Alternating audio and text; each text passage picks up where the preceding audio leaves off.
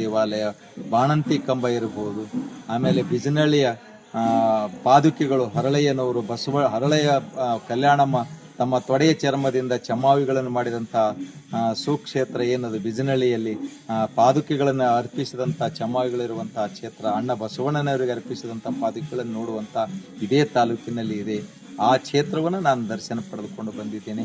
ಇವತ್ತು ಹಂದ್ರಿಕೆಯ ಲೋಕೇಶ್ವರ, ಉಡುಗಿಯ ಲೋಕೇಶ್ವರ ದೇವಾಲಯ ಆಗಿರ್ಬೋದು, ಮತ್ತು ಮಳಖೇಡದ ರಾಷ್ಟ್ರಕೂಟರು ರಾಜಧಾನಿ, ಇಡೀ ಭಾರತವನ್ನು ಆಳಿದಂಥ ರಾಷ್ಟ್ರಕೂಟರು, ಅಮೋಘ ವರ್ಷನು ಉಪತುಂಗರ ಚಕ್ರವರ್ತಿ ಆಳಿದಂಥ ಪುಣ್ಯ ನೆಲ ನಮ್ಮ ಸೇಡಂ ತಾಲೂಕು. ಸೇಡಂ ಅಂದರೆ ಮೈ ರೋಮಾಂಚನ ಆಗ್ತದೆ. ಸೇಡಂ ಅಂದರೆ ಸೇಡಂನಲ್ಲಿ ಇಂಥ ಒಂದು ಪವಿತ್ರ ಕ್ಷೇತ್ರ ಅದ ಅಂದರೆ ಇದು ಭಾರತಕ್ಕೆ ಹೆಮ್ಮೆ, ಕರ್ನಾಟಕ ಅಷ್ಟೇ ಅಲ್ಲ ಭಾರತಕ್ಕೆ ಹೆಮ್ಮೆಯ ವಿಷಯ. ಯಾಕಂದರೆ ಒಬ್ಬ ತಾಯಿ ಲೋಕ ಕಲ್ಯಾಣಕ್ಕೋಸ್ಕರವಾಗಿ ಅನ್ನ ನೀರಿಲ್ಲದೆ ತಪಸ್ಸನ್ನು ಗೈದು ಇಡೀ ಲೋಕಕ್ಕೆ ಕಲ್ಯಾಣವನ್ನು ಮಾಡಿದಂಥ ಎಲ್ಲರಿಗೂ ಒಳ್ಳೆಯದಾಗಲಿ, ಅಹಿಂಸಾ ಪರಿಪಾಲನೆಯನ್ನು ಮಾಡ್ರಿ ಅನ್ನುವಂಥ ಸಂದೇಶ ಕೊಟ್ಟಂಥ ತಾಯಿ. ಪ್ರಾಣಿ ಬಲಿಯನ್ನು ಮಾಡಬಾರ್ದು, ದಯವಿರಲಿ.